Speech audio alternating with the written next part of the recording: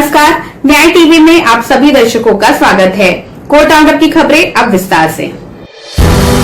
Bombay high court ने राज्य को अंतरिम आवेदन पर जवाब देने के लिए कहा, जिसमें पूछा गया है कि कैसे राजनेताओं और मशहूर हस्तियों द्वारा रेमडेसिविर इंजेक्शन और टोसिलीजुमेब जैसी जांच दवाओं को खरीदा और वितरित किया जा रहा है, जबकि राज्य इन दवाओं की आधिकारिक आपूर्ति में कमी के बारे में शिकायत कर रहा है। मुख्य न्यायाधीश दीपांकर दत्ता और न्यायमूर्ति जीएस कुलकर्णी की पीठ कोविड-19 प्रबंधन के लिए दायर जनहित याचिका पर सुनवाई कर रही थी। मामले में अधिवक्ता राजेश इनामदार ने कहा कि मरीजों ने ट्विटर के माध्यम से बॉलीवुड हस्तियों और राजनेताओं से संपर्क किया, जब वे वैध आधिकारिक माध्यमों से रेमडेसिविर इंजेक्शन पाने में विफल रहे।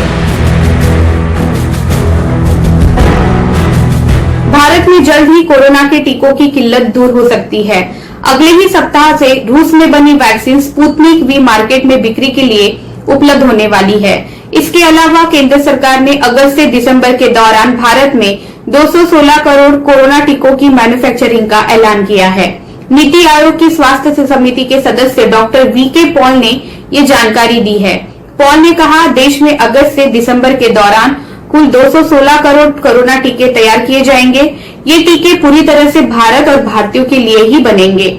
उन्होंने कहा कि इस बात में कोई संदेह नहीं होना चाहिए कि आने वाले समय में सभी को वैक्सीनेशन के तहत कवर किया जाएगा।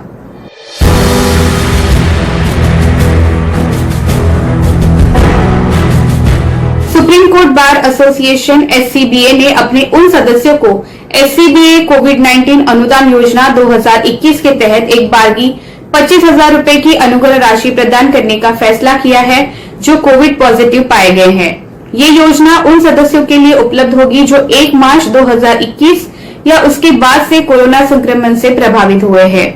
पात्र सदस्य अपना आवेदन SCBA कोविड ग्रांट 2021@gmail.com पर भेज सकते हैं।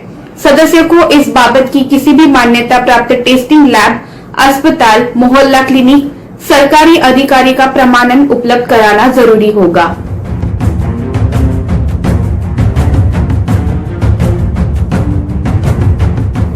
कोरोना की दूसरी लहर से जूझ रहे भारत में अब तीसरी लहर से बच्चों को बचाने की तैयारी शुरू हो गई है।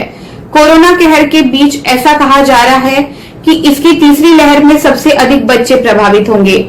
ये चिंता इसलिए भी बढ़ जाती है क्योंकि बच्चों के लिए देश में अब तक एक भी वैक्सीन नहीं है, मगर अब राहत की खबर है कि भारत में जल्द ही बच्चों के लिए वैक्सीन मिल जाएगी, क्योंकि इसके वैक्सीन के ट्रायल की मंजूरी मिल गई है। Drug controller general of India ने गुरुवार को भारत बायोटेक को 2 से 18 साल की उम्र के बच्चों को वैक्सीन देने के लिए कोवैक्सीन के दूसरे और तीसरे फेज के लिए ट्रायल की मंजूरी दे दी।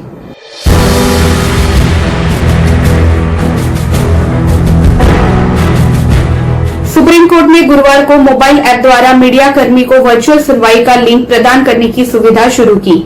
भारत के मुख्य न्यायाधीश NV रमन्ना ने वर्चुअल कार्यक्रम में इस सुविधा का शुभारंभ किया, जिसमें justice DY Chandrachud, justice AM Khanwilkar और जस्टिस हेमंत गुप्ता ने भी शामिल थे। जस्टिस चंद्रचूड़ और जस्टिस खानविलकर कोविड-19 है, लेकिन अब धीरे धीरे ठीक हो रहे हैं। CJI ने मोबाइल सुविधा शुरू करने के अलावा ये भी कहा कि सुप्रीम कोर्ट अपनी वेबसाइट और मोबाइल ऐप पर इंडिकेटिव नोट्स की एक सुविधा शुरू कर रहा है, जिसमें लैंडमार्क निर्णयों को संक्षिप्त में प्रस्तुत किया जाएगा। भारत के मुख्य न्यायाधीश NV रमन्ना ने कोविड-19 के खिलाफ संघर्ष में अपनी जान गंवाने न्यायिक बिरादरी के सदस्यों को याद करते हुए गुरुवार को कहा कि 34 न्यायिक अधिकारियों और हाईकोर्ट के 3 न्यायाधीशों ने महामारी से जूझते हुए अपनी जान गंवाई है। उपलब्ध आंकड़ों के अनुसार हाईकोर्ट के 2,768 न्यायिक अधिकारी और 106 न्यायाधीश अब तक कोविड-19 टेस्ट में पॉजिटिव पाए गए हैं। CJI ने कहा कि 2 प्रमुख हाईकोर्ट के डेटा अभी तक प्राप्त नहीं हुए हैं। पटना हाईकोर्ट ने बुधवार को कहा कि सरकारी अस्पताल चिकित्सा अधिकारी चिकित्सीय सहायता प्रदान करने के लिए कर्तव्यबद्ध हैं और किसी जरूरतमंद व्यक्ति को चिकित्सीय सहायता प्रदान करने में विफलता अगर वो निजी अस्पतालों की ओर से भी की गई है, तो ये अनुच्छेद 21 के तहत गारंटीकृत जीवन के अधिकार का उल्लंघन है।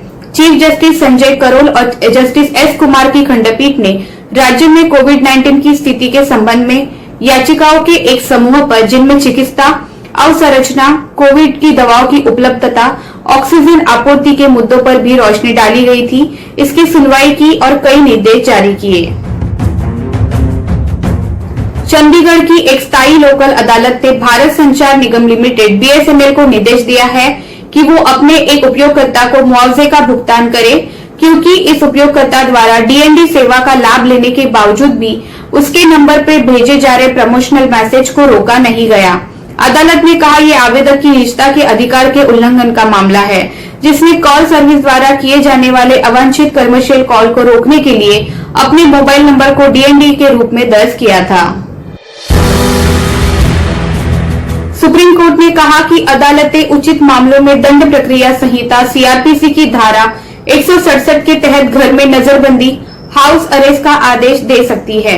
कोर्ट ने कहा कि कोर्ट हाउस अरेस्ट का आदेश देने के लिए उम्र, स्वास्थ्य की स्थिति और आरोपियों के पहले व्यवहार, अपराध की प्रकृति, हिरासत के अन्य रूपों की आवश्यकता और हाउस अरेस्ट की शर्तों को लागू करने की क्षमता जैसे मानदंडों पर विचार कर सकता है। कोर्ट ने कहा कि सजा के बाद के मामलों के संबंध में हाउस अरेस्ट को नियोजित करने के बारे में विचार करने के लिए विधायिका के लिए खुला है।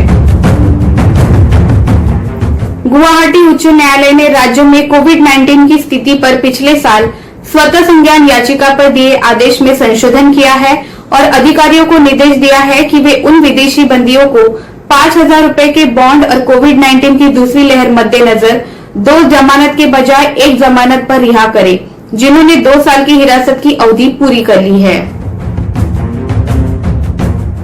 फिलहाल बस इतना ही। अन्य खबरों के लिए जुड़े रहिए न्याय टीवी के साथ। नमस्कार।